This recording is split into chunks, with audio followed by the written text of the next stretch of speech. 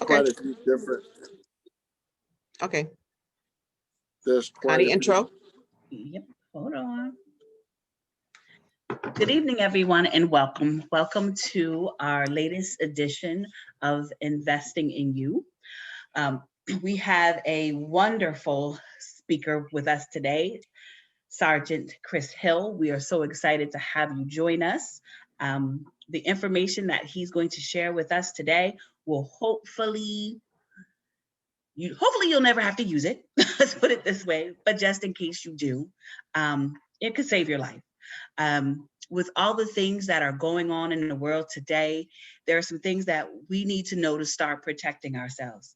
Yes, we believe in God and we know God will protect us, but there's some practical things that we should know in certain situations that may inquire a active shooter in the area or some form of danger. Because as we start to see how things are opening up and the things that are going on in the world, we need to be knowledgeable. So we are so happy to have Sergeant Hill with us today to help us just understand and be prepared in all situations. So Sergeant Hill, I would love for you to tell us a little bit about you, and then you can move into the topic. Not a problem. So Chris Hill, currently retired from Howell Police Department in Monmouth County, but former, I shouldn't say former, but former, used to run the Federal Gang Task Force. I also currently I'm on the Youth Engagement Task Force appointed by President Obama. I do a lot of stuff now. I'm actually on the faith-based task force for the federal government to travel the country to teach churches and houses of worship how to stay safe. Over the past few years, we know about all the vulnerabilities, all the shootings. Went with the Secretary of Homeland Security out to Christchurch after the shooting there. Worked with people from the synagogue shooting in Pittsburgh, as well as from a place out in Colorado that was attacked, a Jewish synagogue. So, been doing a lot of work with teaching people how to not become a victim, and victimization starts long before you're involved in the incident. It's all about how we carry ourselves. It's all about how we pay attention to our surroundings, who we are, where we are, how we move, and then also not only how we move in vehicle wise or stature wise, but how we move in mindset.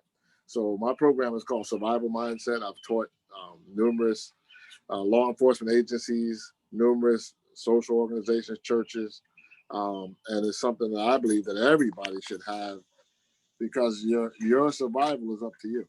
And it's really something that a lot of times we take for granted for, because we always think it can't be us. So when Pastor Allen asked me to speak to you guys, I'm always willing to do that. And I have my son's dog, so he keeps knocking on the door. But and so saying that, if I had to ask, and if anybody wants to answer, feel free, or put it in the chat. But when does victimization start? Anybody have any idea? When does victimization start? When do you set yourself up to become a victim? Because when you're not paying attention. When you're not paying attention. And actually, one of the prime examples I try to tell everybody, and I'm moving around because the dog is trying to get me to go inside, so it must be getting ready to rain. I'm going to turn the lights on because he doesn't like thunder. So when we are not paying attention to our surroundings is when we're most vulnerable. And that happens a lot more than most people can recognize, because of the one of the things that we don't do as a people, we don't pay attention to that. When we leave the house, the most important thing about the rest of our day is getting back home safely, right? So when I wake up in the morning, when I get ready to leave the house, first thing I do is I'll say is, okay, I need to get back here safely to my family. I need to get back here safely to my place of comfort. And the only way to do that is to be vigilant. And so a lot of times, if you really want to see, and I tell people, I'll give you a test. If you want to know how much people are paying attention to you, All you got to do is do something out of the ordinary, and your neighbor will tell you. If you always park in the driveway and all of a sudden you start parking on the street, or if you always park on the street and now all of a sudden you start parking in the driveway, and we are creatures of habit. If you leave your house every day and you back out of your driveway or pull out and you go right and all of a sudden you go left, or if you just leave your car sitting in the driveway too long, your neighbor's gonna say, is everything okay? I noticed that you did something. And it's just to tell you that people are always paying attention. Yeah. And good note, because my neighbor does that to me all the time, especially when the pandemic started. This woman knew my schedule. exactly. And knew you when you had visitors and wanted to know if you were vaccinated and wanted to know if they were vaccinated. But I want a neighbor like that. I want a neighbor who notices things about my house, because if there's somebody in my driveway, a car they've never seen, they're gonna tell me. If Right. they see somebody walking past my house a certain way, they're gonna tell me that. I want people like, oh, you're nice and nosy, but yeah, be nosy. I want you to be on my watch out. Right. So one of the things that happen is as we go throughout our day, we get so wrapped up into what it is that we're trying to do. If we need to run to the store to get milk, if we need to go to the store to get X, that's all we focus on is getting X. We don't pay attention to that car that we parked next to. Who's sitting in that car? Did we lock our door? We think we locked our door. How many people were sitting in that car that you pulled up next to? Can you describe them? Do you know anything about that vehicle? Do you know what color it was? Can you remember all So that? when you're saying like you pull into a parking spot, you're at the grocery store, mall, whatever, we should be watching the people who are in the cars adjacent to us? Exactly. Is that what you're describing? Okay, gotcha. Exactly. Because 9 times out of 10, what happens is that's the person that, if you go to the store and your car is perfectly fine, you come out of the store and your car is dented, guess who hit it? That person. And then they moved. They either left or they moved. And they did that because they know that most people don't pay attention to those things. So for me, and I'm sorry I keep moving around, but of course now the dog who has been sitting calm is acting crazy. But for me, and I know that I'm a little over the top, but I know what color car I pulled up next to. Sometimes I'll even, and I don't have to do this, but sometimes I'll take a picture of the license plate with my phone. Because if I come out and my car's damaged, that's the first person I'm calling. I'm calling the police. Wow. You know. See, you can have my friend Connie being on, like, she's a detective. Now you just gave her some more ammunition. Well, but it's not only that. My retirement job. But it's not only that. I mean, I take it to the extreme. So, and I ask people, when you get on a plane, do you know where you're sitting? Do you know who's sitting next to you? Do you know how far you are from the nearest exit? Do you know where the oxygen tank is? Do you know these things? You know, a lot of people don't pay attention. And those are things you should know. Because at the end of the day, when you start noticing these things, you also start to notice that seventh sense that God gave you. When the hair stands up on the back of your neck, and look, I don't have any hair, but when I know it, my hair stands up on the back of my neck. I ain't asked you to laugh. What you laughing at? Yo, Sharon, what's up with your girl Connie? She laughing at me. What's going on over there? You know. Hey, you don't need the hair. It works for you. Oh, okay, there you go. That's what. All right, now you're back in my good graces. See? But again, these are things that we should notice. And Sharon mentioned something. She said your neighbor will tell you if there's a strange person in your neighborhood walking past your house, but you should notice that, right? So the other thing is we become creatures of habit. So we go out, we go to I need money at the ATM. Who's around that ATM? How many of you actually check the ATM? Because they put these little recorders inside that, and they steal your information. But we're so in a rush. We rock up, we stick our card in there, we get our money, and we leave. Now they got all our information. It takes you a good second to look at that thing, check it out, stick your hand in there, make sure nothing else is in there. Right. So, but we don't do that. The other thing is, which is really big, again, you're out, you're by yourself. If you're out and it's starting to get dark, have you cased that area? Have you, and I hate to use the word case, but do you know where you're parking? Are you under a light? Are you near a light? Do you have to pull in or can you back in? Are you blocked in by other cars? These are things you need to know because a lot of attacks happen in parking lots. A lot of attacks. Yes. Because people can hide between cars. They can hide under cars. And a lot of us are so oblivious. Again, thinking about what we have to do next. We don't pay attention to that person that's hiding behind the car, or that person that's even walking, all of a sudden walking behind you in the parking lot. You know, it's interesting that you say that because when it's light out, like it is now, we have daylight savings, you pay attention. But in the fall, when we start to have, when it's dark at like 4 o'clock in the afternoon and you're in a hurry, I tend to be more lax about that. So I think what you're saying about paying attention when you're in a parking lot, even one that you're familiar with, you have to be more cautious. Yeah, and if you're going somewhere, you're going to meet some friends out somewhere, or you're going to somebody's house for the first time. How many of you have ever taken out your phone and Googled that area you're going to? Just Google the crime in that area. You can just go, I'm going to, Menlo Park Mall. What's the crime in Menlo Park Mall? Google will tell you.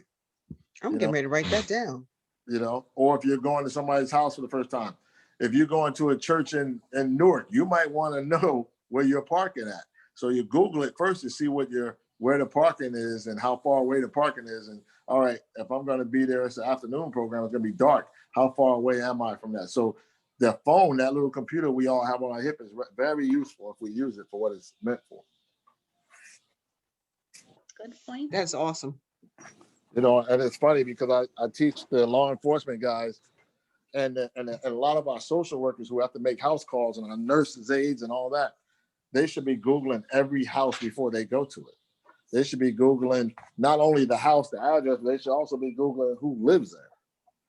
Because all you gotta do is put in the address and put, crime at that address, it'll pop up. It'll tell you if the police have been there, and so on and so forth. The other thing is you should call the local law enforcement agency to wherever you're going if you're concerned about the neighborhood you're going to.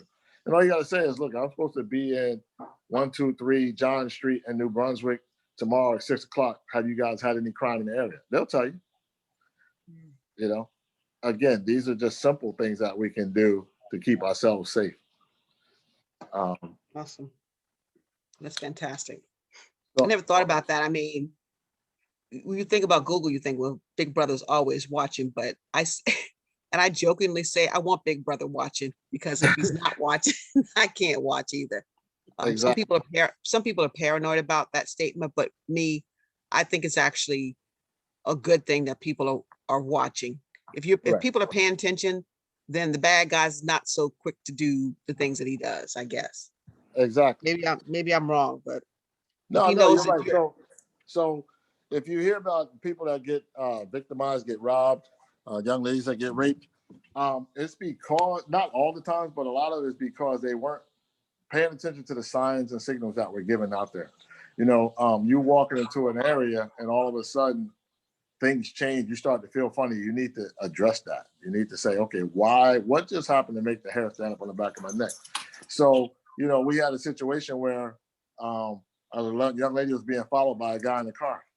She rode past the police station. All she had to do was pull into the police station. She just kept driving and stopped on and ended up in a parking lot that we couldn't help her then. But she rode past the police station. All she had to do was pull in. But again, it would have deterred him, just the thought that she pulled in there. Because that happened to us before. That would have been that he thought that she was on to him. You know what I'm saying? So he would have kept going. And the same thing with while you're out there, if you're out at the mall and you come out and it's dark out and you need to leave, you don't have to walk out by yourself. 9 times out of 10, there's somebody else going out the parking lot. Wait till they go out. But again, knowing where you park, try to park under lights, try to park in an area where there's heavy traffic, and then pay attention to the signals. If there's somebody behind you and all of a sudden they're on the side of you, or vice versa, that's not normal, right? So then all of a sudden you see them again, that's not normal. So then don't continue to walk outside. Backtrack and go back inside. Then you can see what their actions are. You want to throw them off. Where we're most vulnerable, again, leaving any kind of facility and or leaving the ATM, store, same thing at gas stations. We all give out our card to the guy to pump gas in our car, but we don't get out to check to see if to make sure that, I tell people you should always take your receipt, because a lot of times what will happen is you'll get double billed and you don't know it, because most of us don't check our credit card bills, and they know that. So, there's a lot of scams that go on every day. think about the phone scam where these senior citizens, and not just senior citizens, but people get bilked out of billions of dollars a year. Who, you know, you've never been to Nigeria, so how did you win the Nigerian lottery? You know what I mean? You know, how did they find you? You know what I mean? How did your wealthy cousin from Tanzania, who just found 400 million bazillion dollars, but if you send him 4,000, he'll give you the rest of the money. I mean, but every year they make away with a lot of money. Yeah. So so it's that. The big thing right now, the really big thing is ransomware. But we keep hearing about the oil pipeline and banks and all this stuff. People's phones are getting ransomware on it. Do not pay the ransomware. They say they're going to expose your phone. They're going to do this. They're going to do that. They're not going to do that because then they would have to expose themselves. Yeah, you can't expose the information without exposing yourself.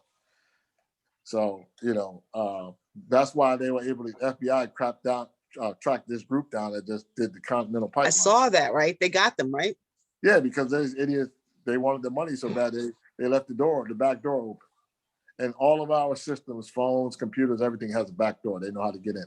The federal government has a cyber unit that every year when a new laptop, cell phone, tablet come out, their job is to see how fast they can break into it. And most of them get in within a minute. These guys are really good. And these aren't even the best. The best are the hackers out there. So if these guys aren't the best can get in, you know what a hacker can do. Yeah. So that guy is busy. Why? Yeah. because they got nothing else going on. But again, if you watch 60 Minutes, I'll tell you to watch 60 Minutes Overdrive. You can watch the show from Sunday night. These hackers have gotten so many millions of dollars, billions of dollars, that who cares if they don't get, if they didn't get 500 people, they still got 5,000 people. Wow. So, and again, it's lucrative. It's very lucrative. It's very lucrative. So we need to watch out for that. And then personal safety. I mean, what we have to do is be extra cautious and be extra careful when it comes to our personal safety. If you've ever seen a shark attack, sharks swim around you in a circle. If you ever see a lion or a bear, bears and lions, they go from prey from other animals to predators. They circle you. And bears sneak up on people. You wonder how this big bear was able to sneak up on somebody, because they actually stalk you. And that's the same thing that human beings do. They actually, it's very rare. It does happen that they just come out and attack you. Most of them stalk you for a minute for a couple of reasons. One, to make sure nobody else is there to protect you and nobody else is there to watch you. But the other is to find you in your least vulnerable spot. So a lot of us that are walking around with these earpieces in our ears, not paying attention to what's going on. We're talking to somebody on the phone, listening to music, just not really there. The bad guy's there. He's watching. And the people who walk around with earpieces on, you leave your stuff. You're like the first clue. Okay, that's the first thing I know they're not really paying that much attention. So the second one is, now you got your phone in your hand. There are police officers who have been killed in the line of duty because they're running down the street trying to hold their hat on their head because they didn't want to drop their hat. Right? There's people there have been people who have been killed because they didn't have an other hand because they didn't want to break their phone. Right. You know, so what we have to do is understand that how you defend yourself is with your hands, right? So you need to make sure that don't walk around, especially if you're walking and texting, you're really a number one. You've made yourself a target. Just that fast. Yeah. I see that all the time. I see people walking around not paying attention, exactly what you're describing. And to me, it's kind of it's nerve-wracking because you want to save that person. You want to shake them and say, pay attention. But right. And it's crazy because if you're not really paying that much attention, what you understand is, all right, I'm a bad guy. You're not paying attention. So now you can't identify me. Number two, I can get closer to you without you realizing that. Number three, you've told me that you got a phone that's worth $1,200 because I see what kind of phone you have. So if you got that kind of phone, you got to have something else. So you've given them 4 good clues right there, you know? So again, I try to tell the young kids, they walk around with their earpieces, they got a hoodie on, they're not paying attention, and then they're walking around with their pants hanging halfway down. They can't even run from somebody, you know? So again, these are just things. This is what sharks and bears and the public, the bad guys do the same thing. They just rarely, it does happen, they rarely just come up and attack you. They stalk you out first. And you've given them clues and reasons why to stalk you out. So that's really important that we understand that. The other thing is if you do you think that people, I'm sorry, I didn't mean to cut you off, just a quick question based on what you just said. Do you think because of the pandemic, with people being isolated, that this has gotten worse, that people just are randomly attacking people? Or do you feel like this is just that one of those 20-year cycles of crime is really seems to be going up, people being attacked? So the statistics tell us, and I just had, that's a very good question. The statistics initially tell us that this is one of those 20-year things that just happened, right? But what we are now noticing is that there are a lot of people out there that have psychological issues, and because of that 15 minutes of fame and the mere fact that so many people in our country have gotten away from helping people. I mean, how many people have stood around that they don't really think that nothing's going to happen to them? Wow. So it's a combination of a couple of things. A lot of the stuff that's going on with the Asian attacks are copycat. But I mean, you see who they're attacking. They're attacking women, right? Mhm. Yeah. And so that's issue number one. Then number two, if you notice, most of these people are not focused themselves that have gotten attacked. Walking down the street, oblivious to why all of a sudden is this guy that close to me? Mhm. I mean, you can see if you're paying attention and you're walking in a straight line, all of a sudden that person's not moving. You know, we all kind of move our bodies, but this person's not. That's a clue. So what you do is you then try to clear the path, and if that doesn't move, now you know something's about to happen. And then there's different techniques you can do to stop the threat from happening. So, you know, that's for a different day, but we'll definitely I'm writing all this down. not a problem. Actually, why I don't know who else or how many people are on from the church, but I really want to talk to y'all about church security. Yeah, we're Uh, ready. There's more people on. Mhm. Okay. I've been to the church, and I know, just like most churches, obviously the entrance when you come in is a direct sight to the pulpit, right? And you want that, but at what cost? So we need to always try to harden the pulpit as much as we can. We want it to be soft, but it needs to be hardened for safety reasons.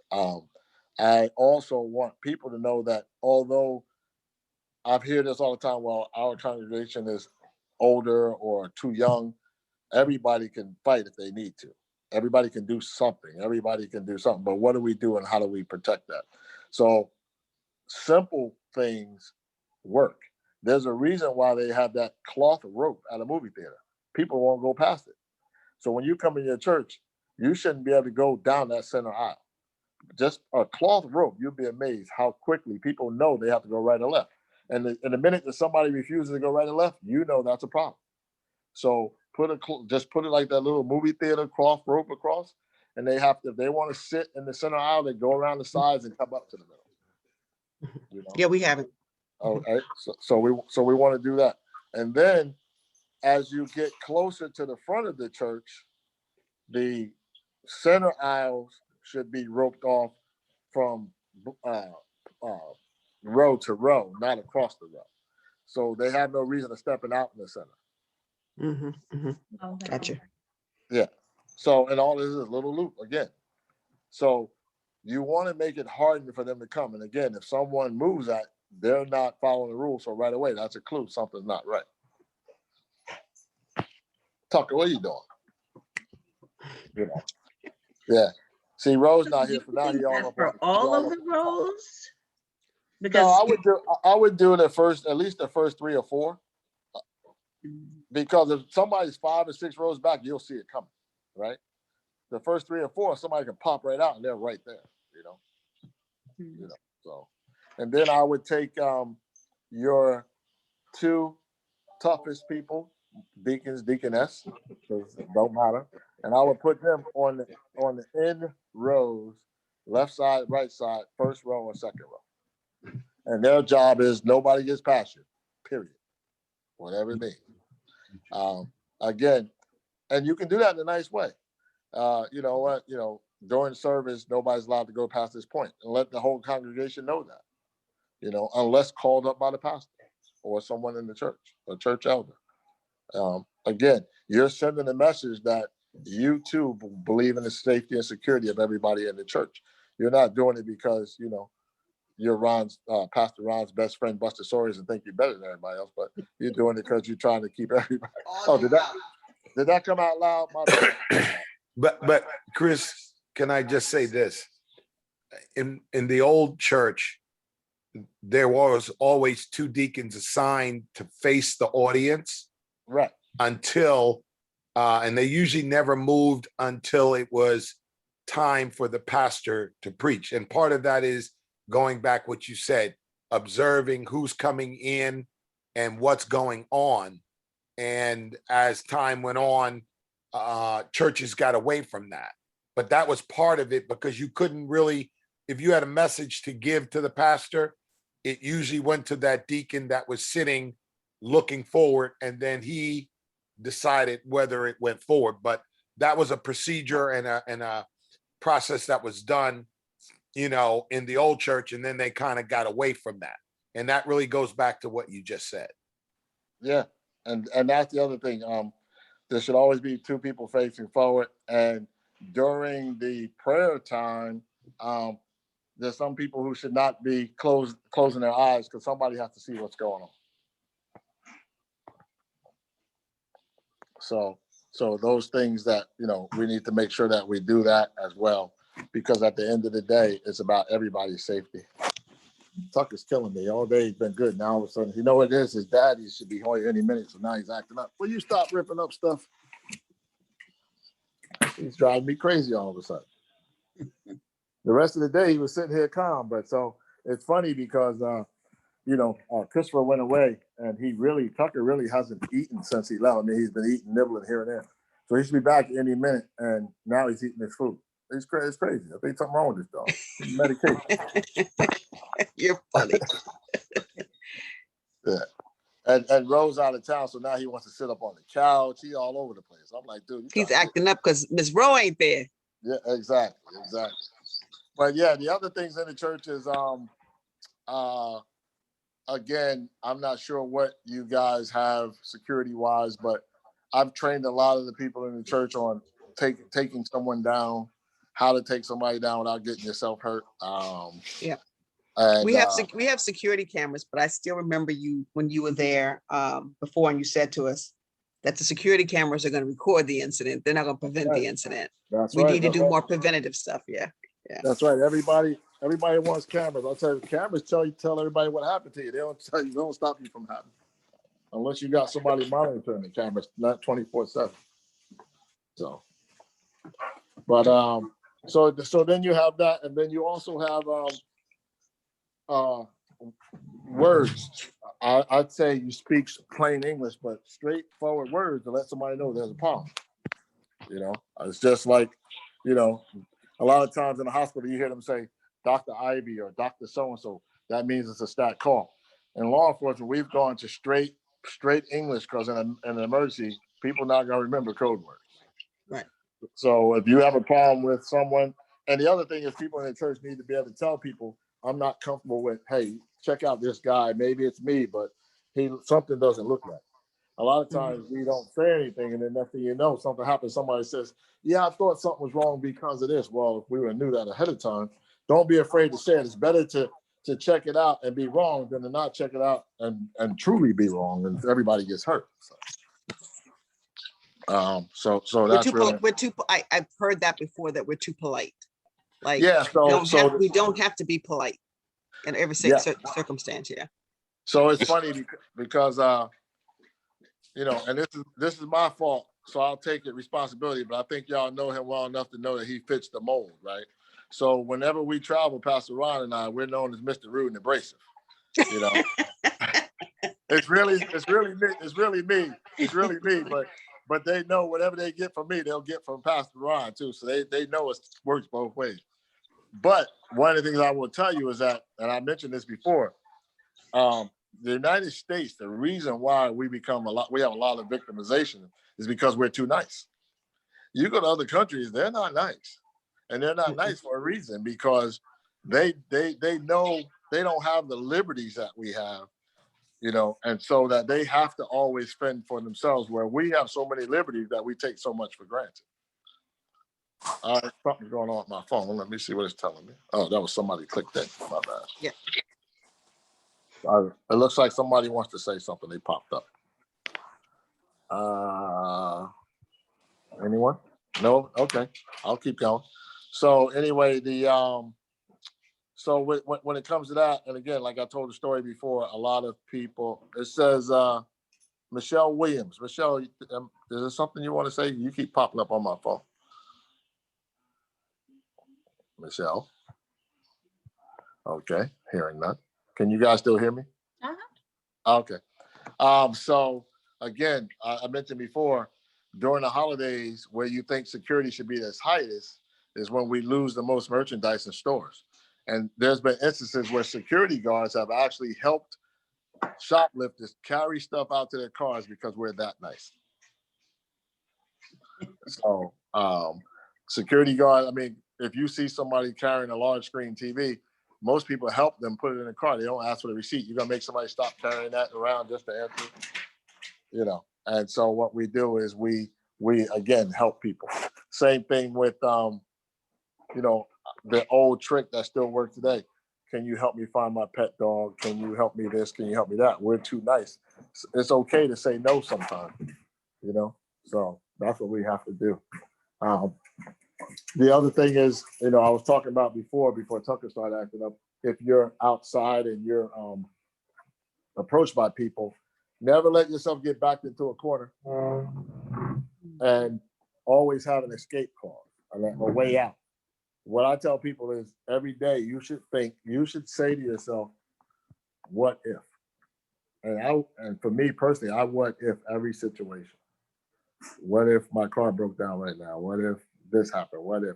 Because it'll start training you in the thought process of how to respond in case something just popped up on you. Mm-hmm. We call it what ifing. What if every situation that, now that we're talking about it, you should start thinking about it. And just what if I'm driving right now and the car in front of me stops suddenly and the person gets out and runs back to the car? What do I do?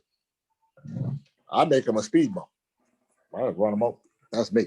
But because it's not normal for somebody to just stop suddenly and run back to your car, right? So, you know, can you keep your doors locked? Is there a way to get out? So on and so forth. You know, the world is crazy right now, and there's so many guns on the street, so you have to be careful. I tell people all the time, somebody cutting you off or there's a road rage incident, it's better than to ignore it and go home, let the police handle it, than you try to handle it and get shot, because there's a lot of guns on the street, you know. So those things that, and a lot of times there's setups where people are trying to set you up just to get you out of your vehicle. So we have to worry to make that. I know I'm talking a lot. Anybody have any questions or scenarios you'd like me to answer for you? That whole nice thing. So Sharon and I are magnets for crazy people that walk along the streets. And I don't know how to stop that. But well, so are you a therapist? No. Then you need to direct them to therapy. No, that's real. That's real. I mean, like, so when we were in New Zealand, you know, the only thing black in New Zealand other than me was the streets. That's it. And so I was walking through downtown Queensland, New Zealand, and you know, this guy who was clearly had some mental issues was messing with everybody on this. Like there was about 50 steps to get to the top, might have been 100, and he messed with everybody that went past it, but he didn't mess with me. Crazy people ain't that crazy. Hmm. It's the vibe that you're putting off too. Mhm, mhm. Because literally he messed with everybody on that steps, chased them down the stairs pretty much. But when I came, I let him know that the only thing going down the steps was gonna be him and probably not on his feet. Mm. You know. So, but again, I know when I'm in another country, I'm on my own. So I'm not trying to be nice to anybody. Mm. So All right, Connie, you better listen to that, Miss Traveler. I'm listening. yeah. I Yeah, don't know. I just maybe just look like a nice person. I don't know. I think we give off a nice vibe because, and when we're together, it's a double nice vibe because people will cross streets to come at us, literally. Yeah, yeah, because you guys are nice. Nice get you hurt. nice Yeah. gonna get, yeah, not anymore. I'm listening. Listen, and my husband says to me, "Put on your mean." He says, "Put on your mean face." I'm like, Oh, he said, put on that face you give him. That's all. right. That's what he was saying, Chris. You're right. When you're mean mugging him, that's what he meant. Well, Chris, can you talk a little bit about the active shooter? I know that you were saying that the twins were involved. They were down in Miami, and talk a little bit about those things like that, because I think that that's an important factor with all this shooting going on at this point. Not a problem. I'm just trying to plug my phone up because my battery is blinking. So give me 1 second. And Tucker's wondering what I'm doing. He's like, "What are you doing, dude?" So yeah, so this is the if you're in an active shooter situation, there's a couple things you can do right away. Obviously, we have the run, hide, fight method, right? You want to run first. If not, you want to hide, hunker down, and then you want to fight. If you have to, because one thing I can tell you is that nobody is going to come in with a gun and then sit down and have lunch with you. So you're gonna have to run, you have to hide, you have to fight. Once you figure that out, which one you decide you want to do, then you have to be committed to it. Again, it's hot this time of year. You got somebody outside approaching you, they got a long coat on. That's not normal. Something's not right. As you're approaching anybody, look at how they're walking. Is it a normal walk or is it what's making them limp? Because a lot of guys carry their gun on their hip when they carry it in their waistband. You know, for these young boys that wear a lot of big clothing, pay attention because guns gonna have a bulge no matter what. It may look like somebody has a phone in their hip, but I'd rather know what it is. So I'm always cautious and aware of that.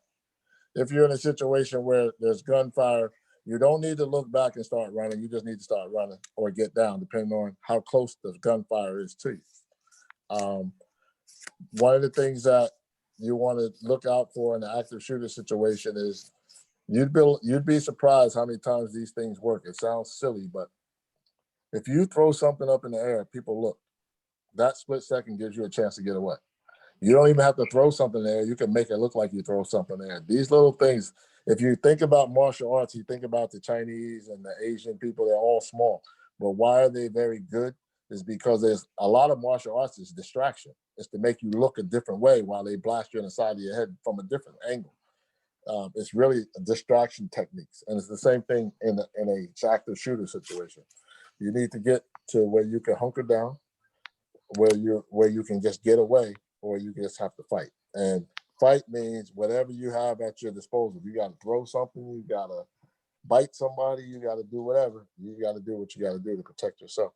And never if somebody comes up behind you with a weapon and say, "Come with me, I'm gonna shoot you," make them shoot you right there. Because they're not gonna take you out in the woods and then not shoot you. So if they're gonna shoot you, let them shoot you in the parking lot or the mall where you got extra people to help. So active shooter situations are usually, not always, but usually known to the people. So if you have somebody that you're concerned about, don't let that just be a fleeting thought.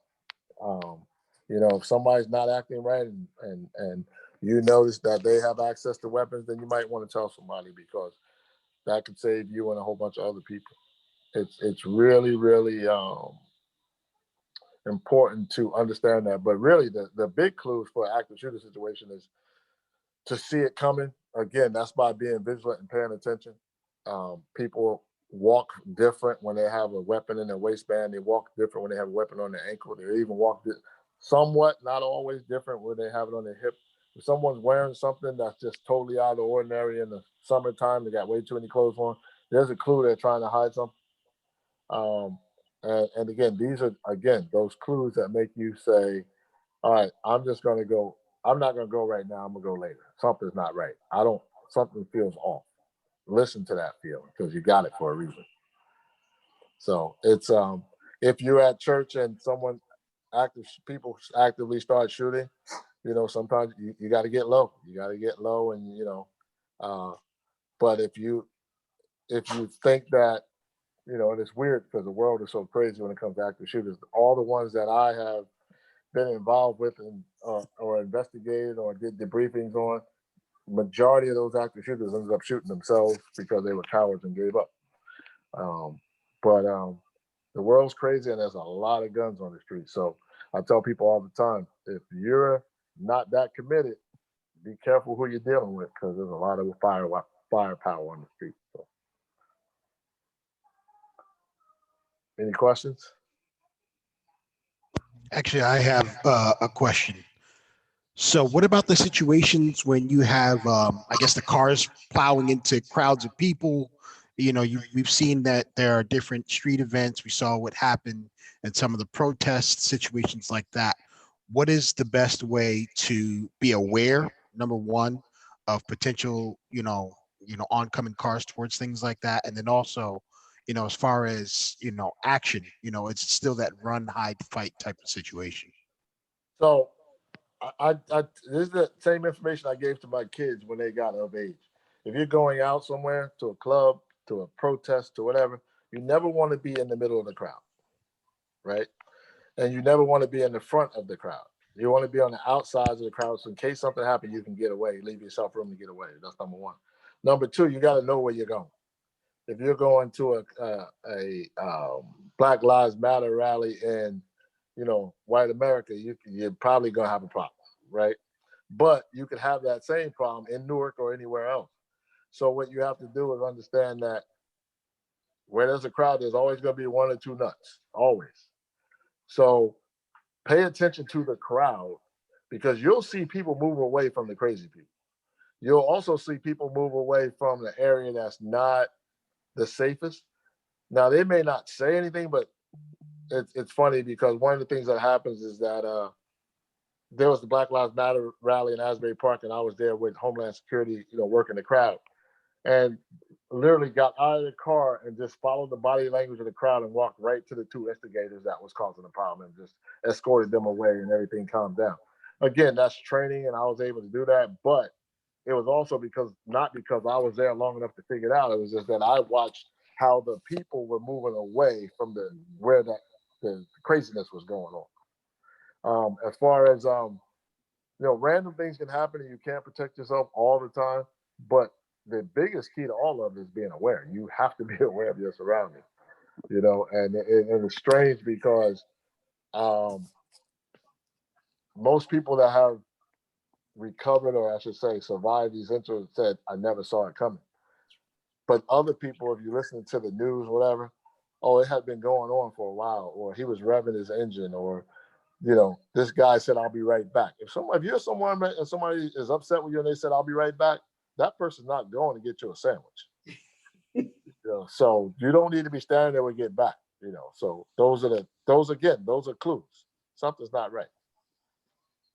Yeah, I mean, I know, a lot of family knows I worked in the airport, and that was one of the biggest things that I learned being there is being aware. We had small incidents, nothing huge, nothing directly with me, but I was kind of offstanding witness to a lot of those. But from a young age, my dad taught me, and as I, again, working in the airport and then just going out places, one of the biggest things that I definitely learned was be aware of everything. Like I tell people I have horrible anxiety. I have crippling anxiety. And when it comes to being in crowds, or if I'm in like an indoor place, I don't go to clubs. I don't really do things like that. But any place I do go, whether it be a restaurant, bar, even some stores, things like that, the biggest thing I do is I make sure I note every single exit.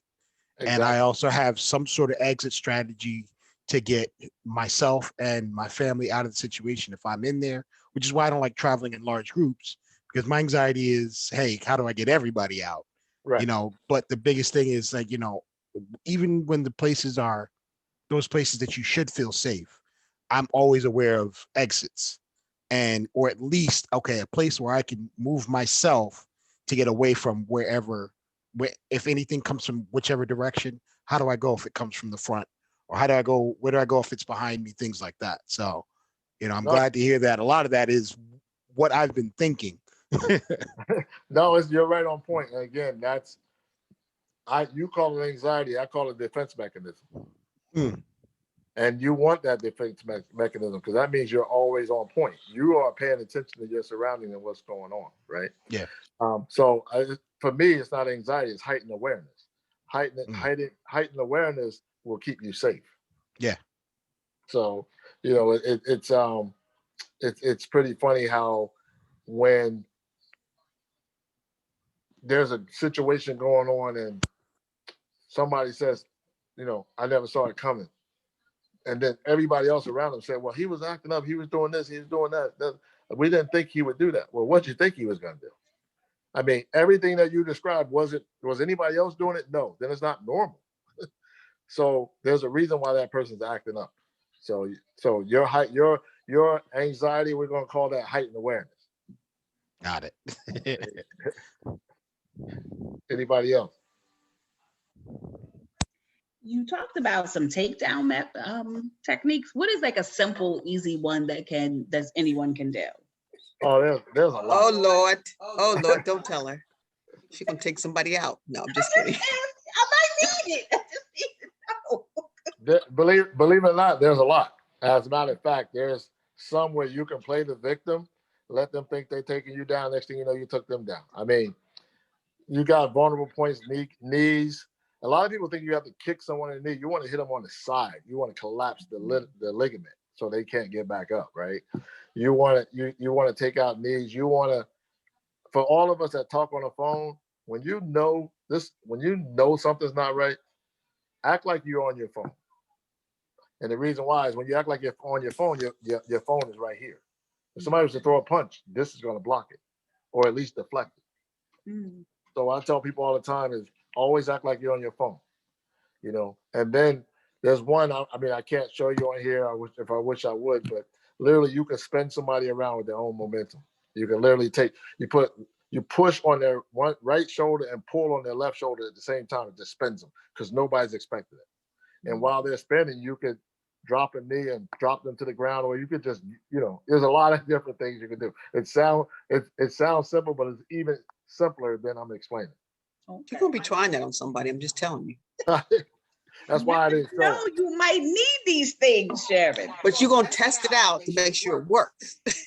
But just so you know, ears cause a lot of damage. Eyeballs cause a lot of damage. I said to this young lady that was sexually assaulted, why didn't you poke his eyes out? She said, I didn't want to hurt him. Again, that goes back to being nice. This dude is trying to rape you and you didn't want to hurt him. Are you insane? But again, we're too polite. We're too polite. If you take, and I don't care who it is, you can get the strongest person in the world. If you take their two fingers and just separate them, they can't use them anymore. Right? You don't have to try to get the whole hand. All you need is a finger. There's different points on the body. If you can see where I'm pointing right here, let me see right there. If you can hit someone right there, you can split their muscle. They can't use an arm anymore. Mm. And listen, two hands are better than one. If you let me split. She said, These are both good things to know, Sharon. You never know. No, I know you're gonna be practicing it. I'm just saying. Sharon, you need to stay away from her for a few days. You might be. No, I'm gonna be right there with her because she's gonna I'm gonna protect try me. it on her. When I go down, she's gonna protect me. So, but there's a lot. Like I said, knees, ankles, feet, eyeballs, ears, nose. Nose is a good one. But don't forget, separate fingers. If you guys saw Equalizer with Denzel Washington, when he took that guy's fingers and he just split them. Mm. Yeah, and that required no pressure. So. Okay. Very good. I'm gonna have a bunch of ninjas running around the church. There you go. Well, you know, there's some rowdy ones in the choir stand. You might have to use those takedown methods. Pastor Ron gonna say, Connie, stop spilling people. Yes. Awesome, awesome. Well, we're almost close to the hour, so I wanted to open it up if there's any other people who have questions for Sergeant Hill. I had a Oh, question. I Sure. came a little late. He may have addressed it. But okay. what is your opinion or advice in terms of gun ownership in our community, especially women? If you are going to take a gun safety course and pass the whole thing, I have no problem with it. Okay. But if you're just gonna get a gun, you're probably gonna shoot yourself. No, I got my permit. I got, and I took a course. Yeah, but you just can't take one course. You have to No, at no, least I follow. know. I gotta Okay. go back. But I'm gonna tell you, it takes a lot to shoot somebody. Understood. And if you pull out a gun and don't use it, it's probably gonna get used on you. So just Yes. make sure that you, like I said, if you're gonna be committed, be committed. Right. Thank you. You got it. Anyone else? Well, No? Sergeant Hill, we'd like to thank you again for all that you've done in the past and present. This recording will go on to our Facebook and our YouTube, and hopefully people will look at it at some later point. And hopefully, as Connie said, it won't be something they have to use, but if necessary, to be able to remember some of that information that you've shared with us tonight. Again, we're in this crazy time where it seems like every day you turn on the news, there's some type of shooting, some type of situation, and we're doing the best to enlighten people about situations. Unfortunately, people have a tendency, as you said, to be nice about it, or they think it's never going to happen to me. So again, being aware as you walk into the malls, you don't know what's going to go on into your own place of business. You just don't know what's going on. I mean, when we look at the little 5-year-old, 4-year-old boy that's in the back of a car riding down the highway with his mom, and because of road rage, they shoot the car and they hit the 4-year-old boy. I mean, there's just a lot of craziness that's going on. And the more we're prepared, the more we're aware, gives us the ability to be able to deal with and possibly save our life or our family or our friends' lives. And so again, we want to commend you. And hopefully in the future, we'll get you back and have some actual physical presence of being somewhere where we can actually go into some physical self-awareness, so that if you have to get physical, you're able to do it and not be afraid to do it. So again, we want to thank you. Not a problem. That's my thing. So I definitely like to teach that. So, well, again, like I said, we're endeavoring to continue to do this. And hopefully people will become more aware that information like this is important. You and I share on different organizations and committees, and we know that getting this information out is much important in order to save lives. And so it's a great thing. So again, on behalf of our Pilgrim Baptist Church family, we thank you so much. We're going to get in touch with you, and we're going to send you one of our ambassador shirts. appreciate it. Thank you very much. Anybody have any questions, you know how to reach me. All right. Good All right, night, everybody. Thank you. Good night. Thank you, everybody, for getting on. I have two. Good night. Hold on. Somebody said what? Did you say something, Connie? No. Okay. Good night. Good night. Good night.